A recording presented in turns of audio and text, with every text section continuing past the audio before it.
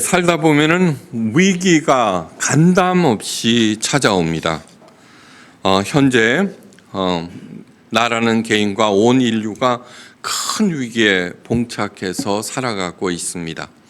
그런데 그 위기들은 너무나 커서 내 능력으로는 감당할 수 없을 때가 굉장히 많습니다. 그래서 사람들은 자신의 능력을 강화하는데 총력을 기울입니다. 하지만 개인의 능력을 아무리 강화한다고 해도 이 위기들을 이겨내기에는 언제나 역부족입니다.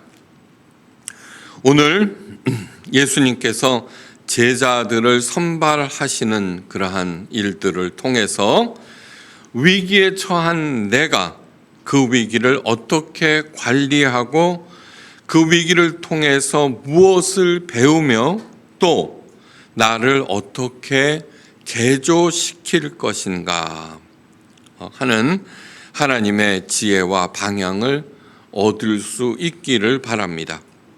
하나님의 지혜와 방향은 내 삶을 에이렌의 복으로 가득 채워주시며 마침내는 천국에 이르게 합니다. 오늘 하나님의 지혜와 방법을 체득하셔서 위기에 처한 내 삶이 살아나고 마침내는 더욱 풍성해지는 그러한 하나님의 복을 누리시기를 주의 이름으로 축원합니다. 오늘 본문은 이렇게 시작합니다. 예수님께서 그의 12 제자를 부르사 더러운 귀신을 쫓아내며 모든 병과 모든 약한 것을 고치시는 권능을 주니라.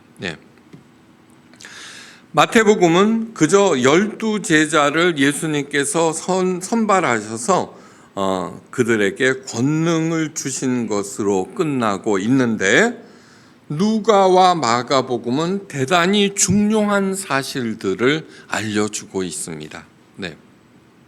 먼저 누가복음의 말씀입니다. 이때 예수께서 기도하시러 산으로 가사 밤이 맞도록 하나님께 기도하시고 밝음에 그 제자들을 부르사 그 중에서 12를 택하여 사도로 칭하였으니 라고 되어 있습니다.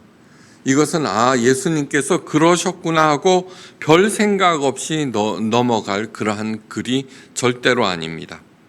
하나님 나라를 이 땅에 세우시려는 예수님의 첫 계획이 어떻게 시작되었는지 알려주는 중요한 기록입니다.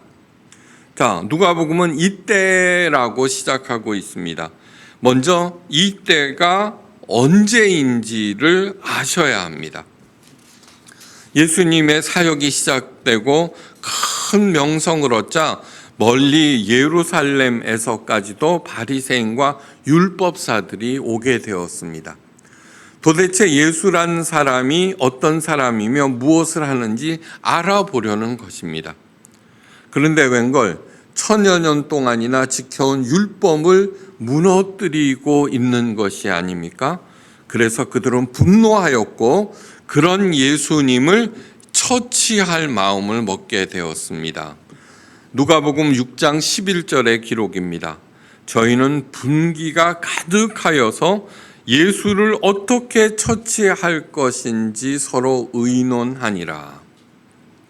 이것은 그저 한두 무리가 예수님을 감정적으로 반대하게 되었다는 말이 아닙니다. 이제는 이스라엘에서 가장 강력한 집단이 조직적으로 예수님을 제거할 계획을 세우게 되었다는 그러한 말입니다. 마가복음에서는 다음과 같이 기록하고 있습니다. 바리새인들이 나가서 곧 헤롯 당과 함께 어떻게 예수를 죽이고 의논하니라. 마가복음 3장 6절입니다. 헤롯 당은 당시 유대 왕인 헤롯의 무리들을 말합니다. 헤롯은 이스라엘의 왕이지만 이스라엘 출신이 아닙니다. 오히려 이스라엘과 철천지 원수였던 이방인 에돔 출신이었습니다. 그래서 정통 유대인인 바리새인들과는 처음부터 적대적이었습니다. 게다가 율법을 무시하면서 제멋대로 사는 헤롯과 그 일파들과는 절대로 상종조차도 하지 않는 그러한 바리새인들입니다. 그런데 예수님을 죽이기 위하여 그들과 손을 잡았다는 뜻은 무엇이냐 하면은 종교, 바리새인이 대표하는 종교와 그 다음에 헤롯 왕과 그 일파들이 차지하고 있는 정치와 군대가 힘을 합쳤다는 얘기입니다.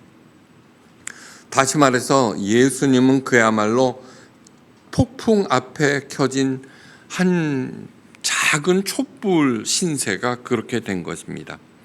그때 그 위기의 상황에 처한 예수님을 무엇을 하셨습니까?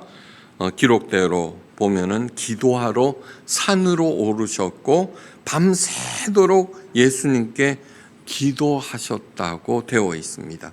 위기를 느낀 것인가요? 예. 그 기도의 내용이 도대체 무엇일까요? 예. 신변 안전을 위한 그러한 기도였을까? 그래서 하나님께 도움을 구한 것일까? 그런데 그런 것이 절대로 아닙니다. 네. 그런 것들을 두려워하실 예수님이 아닙니다. 이제는 때가 되었다라는 것입니다. 네. 온 나라 온 백성의 관심이 자신에게 집중되었다는 것을 아셨습니다. 그리고 그 결전의 때를 어떻게 준비할 것인가 하나님께 의견을 묻고 지혜를 구한 것입니다.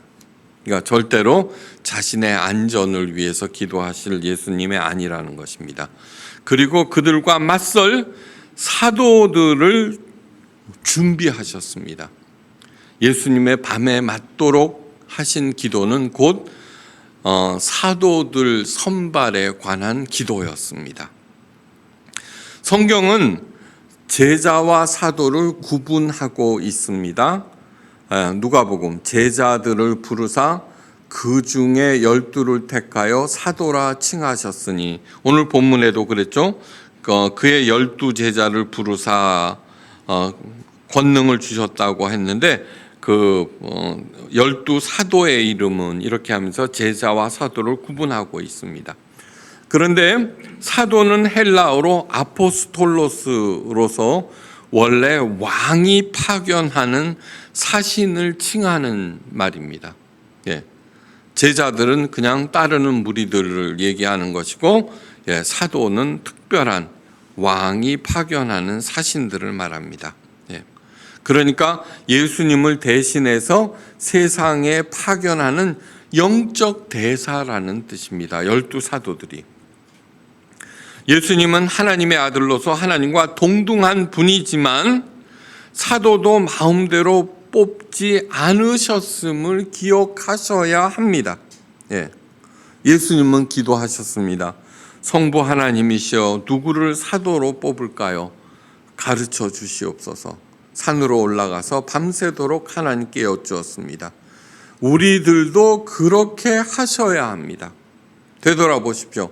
실패한 일들의 원인이 도대체 무엇입니까? 하나님께 여쭈지 않고 내 판단을 앞세웠을 때입니다. 예. 하나님께서 창조하신 세계, 하나님께서 움직이고 계시는 세계에서 하나님의 뜻이 아닌 내 생각대로 살았기에 나는 실패하는 것입니다. 예. 언제든지 하나님께 기도로 그 지혜를 구하시고 영감 또한 구하셔야 하고 상의해 보셔야 합니다. 하나님께서 반드시 거기에 따르는 지혜를 주신다는 것을 잊어서는 안 됩니다. 그런데 예수님께서 밤이 맞도록 하나님께 기도하고 같이 상의하면서 선발한 12명의 사도의 면면을 보면은 기가 막힐 정도입니다. 예. 그들 중에 누구 하나 눈에 띄는 능력을 갖춘 사람이 없습니다. 온 나라가 온 힘을 결집하여서 죽이겠다고 나서는 판인데 예수님께서는 그런 사람들을 뽑으신 것입니다. 아마도 예수님께서 우리들 가운데 사도를 뽑으신다면은 그 누구도 해당되는 사람이 없을 것입니다. 그 이유는 무엇인 줄 아십니까? 예수님의 12제자보다 다 우수하다는 뜻입니다. 근데 불행한 것은 무엇이냐 하면은 우리들의 기준에 의해서 그렇다는 것입니다. 예수님께 선택받기 위해서는 뭐예요? 예수님의 기준에 맞아야 된다는 얘기죠. 이 세상은 하나님께서 창조하시고 하나님께서 움직이고 계십니다. 그런데 언제나 우리의 생각이 앞섬으로 해서 실패했다는 얘기입니다. 그러니까 언제든지 하나님께 지혜와 영감을 구해야 된다는 것입니다. 자, 사도를 뽑으신 목적이 가장 잘 설명된 것은 마가복음 3장 13절에서 15절 말씀입니다. 오늘 이 마태복음은 예수님께서 사도를 뽑으신 목적이 전혀 언급되어 있지 않고 그냥 뽑으셨다 그래놓고 명단만 나와 있습니다. 그리고 그들이 전도를 하면서 어떻게 해야 되는 지침만 나왔지 사도를 뽑으신 목적이 나와 있지 않습니다. 자, 마가복음 3장 13절에서 15절 말씀 잘 들으셔야 됩니다. 또 산에 오르사 자기의 원하는 자들을 부르시니 나온지라. 예수님께서 원하시는 자들이라고 되어 있습니다. 똑똑한 자들, 능력 있는 자들, 뭐 그런 것이 아니라 예수님께서 원하시는 자들, 예수님의 기준에 합당한 사람이라는 뜻입니다. 이에 12를 세우셨으니 이는 자기와 함께 있게 하시고, 이것이 사도를 뽑으신 제1목적입니다. 어떻게 해요? 함께 있게 하시려고. 일 시켜 먹고 그 다음에 뭐 이렇게 심부름 시키고 그렇게 아니라 함께 있기 위해서 being together. 또 보내사 전도하며 도자가 전도가 목적이 아니라는 얘기입니다. 그래 같이 살다 보니까 그냥 그것도 해. 우리가 사랑해서 결혼을 했습니다. 그래 함께 있습니다. 그죠? 근데 가끔 뭐예요? 남편 심부름도 하고 아내 심부름도 하고 그러잖아요. 요구에 그것입니다. 전도가 목적이 아니라 그냥 부수적으로 나오는 거. 그 다음에 귀신 내어 쫓는 권세도 있게 하려 함이라. 가장 메인 포커스는 뭐예요? 함께 있는 것. 자, 그러면 예수님께서 원하는 자들이 누구일까 알아보셔야 합니다. 제가 자주 말씀드리면 Second Son Theology라는 것이 있습니다. 문자 그대로 둘째 아들 신학입니다. 하나님은 똑똑하고 능력 있는 사람을 택하지 않으십니다. 절대로 그렇게 하지 않으십니다.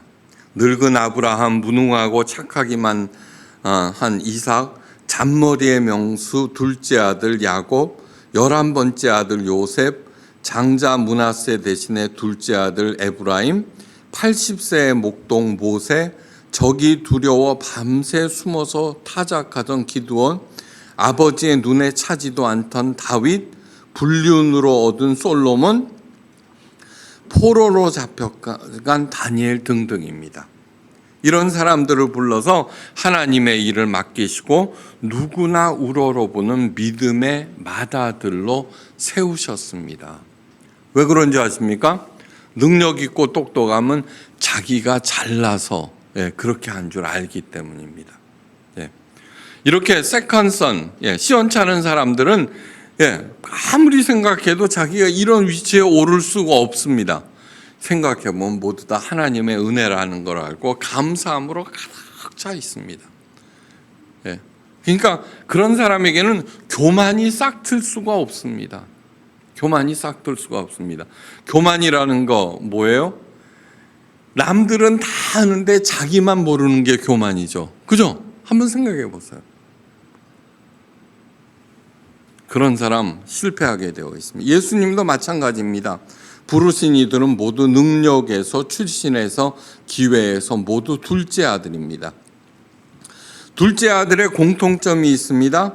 나는 죽었다 깨나도 맏아들이 될 수 없다는 것입니다.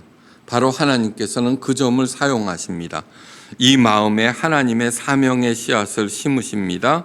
그리고 하나님의 약속을 주십니다. 그 약속은 로마서 8장 29절에 기록되어 있습니다. 하나님이 미리 아신 자들로 또한 그 아들의 형상을 본받게 하기 위하여 미리 정하셨으니 이는 그로 많은 형제 중에서 맏아들이 되게 하려 하심이라. 영적 맏아들. 네. 육신의 맏아들, 아무리 많은 것을 물려받아도 별 소용이 없습니다. 근데 하나님의 영적 맏아들은 누구나 될 수 있습니다. 예. 누구나 다 될 수 있습니다. 여러분, 이 세상에는 맏아들로 가득합니다. 그죠? 사업은 내 말대로 해야 돼. 그 일은 내가 전문가야. 예. 그렇게 주장 안 하는 사람 누가 있어요? 예. 다 어느 분야에서나 자기가 맏아들이라고 주장합니다. 그것이 셀수록 뭐예요? 신념에 가득 찬. 아까 말했죠. 신념이라고 하는 것은 올바른 근거가 있는 게 드물다. 니체가 얘기했습니다. 그래서 올바른 근거가 없는 신념이야말로 이 세상을 가장 위험하게 만든다라고 니체가 말했습니다. 예수님의 방법으로 하면 성공한다고? 세상이 어떤 생각인데 뭐니 해도 돈이 최고야. 예. 이거 모든 것들이 다 맏아들 의식입니다. 12제자 중에 유일하게 실패한 가룟 유다가 바로 맏아들 의식의 소유자였습니다. 자기 생각에 역행하는 예수님의 결정에 사사건건 반기를 들었습니다.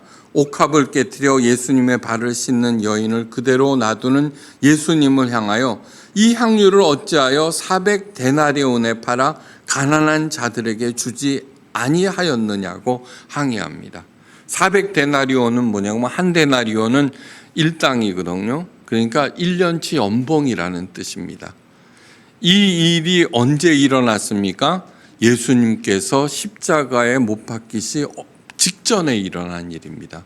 예수님께서 자신의 죽음에 대해서 여러 번 언급했지만 가룟 유다는 거기에 대해서 전혀 반응 보이지 않고 예수님의 일거수일투, 그러니까 내부 스파이였습니다.